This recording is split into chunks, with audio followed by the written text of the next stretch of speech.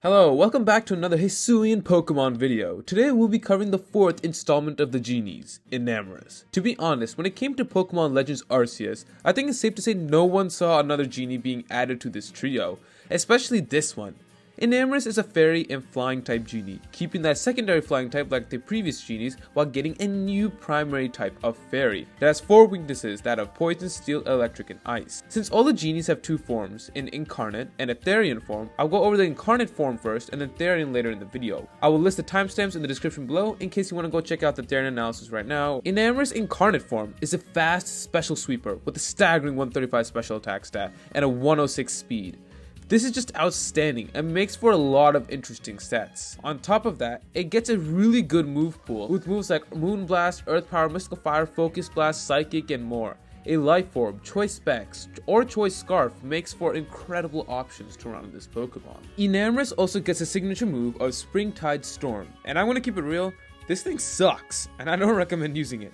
A base 100 special attack fairy move that is 80% accurate to only have a 30% chance to lower the opponent's attack by 1 stage? Yeah, I don't know about you, but there is no way I'm using that move. That move sucks. Running a Moonblast is just way superior. Choice Specs Moonblast from Enamorus can easily be a 2-hit KO onto a specially defensive Tinglu. Specially defensive. Like, talk about a certified powerhouse, given its stats and coverage moves. Even that base 106 speed not only can allow you to obliterate your opponent for crazy damage, but it can allow for uses of utility moves onto your opponent's sides, specifically Tailwind and perhaps Taunt. Setting up a Tailwind can be key in determining the outcome of the battle as it doubles your side speed. In other terms, Enamorus will be able to basically outspeed the entire opponent's team, and if you give it a Life Orb for example, the opponent will basically be in trouble. One good support move it does have for itself, however, is Calm Mind, so it can use that to its advantage and run a Calm Mind Life Orb set in order to take advantage of opponents really quickly if they're not careful with that +1 special attack and +1 special defense boost. Now, unlike the other genies, this is actually a female genie and the only female genie in the group. The reason why this is relevant is because Enamorus has the ability Q-Charm, which basically gives it a 30% chance to infatuate the opposite Pokemon if they are of the opposite gender, basically immobilizing their Pokemon from attacking. This can be brutal to physical Pokemon such as Dragonite from running around with E-Speed, as they can be a stop to those incoming sweeps or even just be a mess up to opponent schemes. Additionally, Enamorus has a pretty interesting hidden ability, that of Contrary. Contrary is an ability that gives opposite stat changes to your Pokemon if its stats are affected.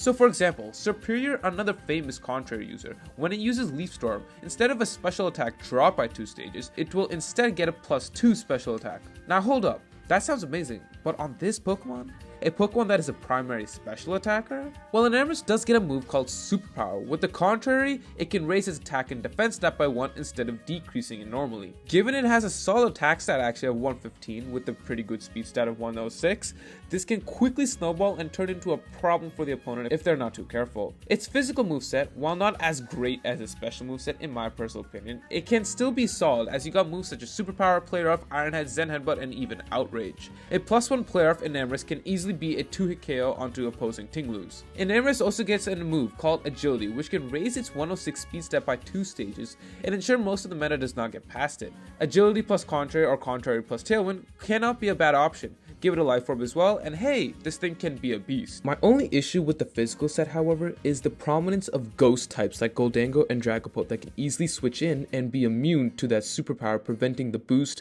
of a +1 attack and +1 defense, and possible Intimidate users as well can also stifle this physical set, which is why I probably tend to lean towards the special set more towards than the physical set, but the physical set is still like a nice option. Overall, for both special attack and physical attack sets, this Pokemon can play into both strengths really well, and it can be a pain for your opponent to really decide what to do, as you can easily exploit their side with filthy Enamorus movesets. Moving on to Therian form now, you will instantly notice a huge change to that speed stat.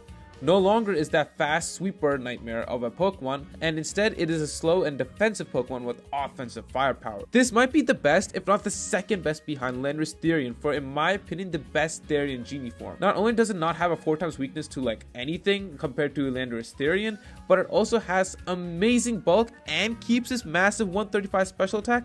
That is just a recipe for disaster. Unlike Enamorus Incarnate though, it does not have the ability Contrary, nor any new hidden ability, and instead has one ability called Overcoat. Out of all abilities for this defensive beast could have had, Overcoat is probably one of the best it could have got, and let me explain. See, Overcoat is an ability that makes this Pokemon immune to powder moves, sandstorm damage, and effect Spore. What makes this so good is the fact that Spore and Sleep Powder, some of the most common meta moves, can be instantly negated by this Pokemon due to its ability, which is just amazing and can really be a thorn unto opponents who love to put their opponents to sleep for good positioning or other means. Unfortunately though, this means as a Therian form, physical moves will be non-existent as it loses that contrary ability. Already being slow, it is wise to just take advantage of its magical special attack instead of trying to have mixed sets or just be a physical attacker. With the setup move of Calm Mind and moves like Moonblast, Earth Power, and more, Enamorus Therian form is shaping up to be an instant OU factor already given its massive bulk and offensive prowess. However, we have to talk about Enamorus' possible weaknesses. Incarnate and Therian form, it lacks flying coverage. Quite literally, only having fly as its only good option isn't really all that impressive. Yeah, sure, you could run a Terra Blast, but that means you're also committing a Terra Flying, which in all honesty doesn't sound bad, but that Terra type can be used for way better purposes, and let me show you why.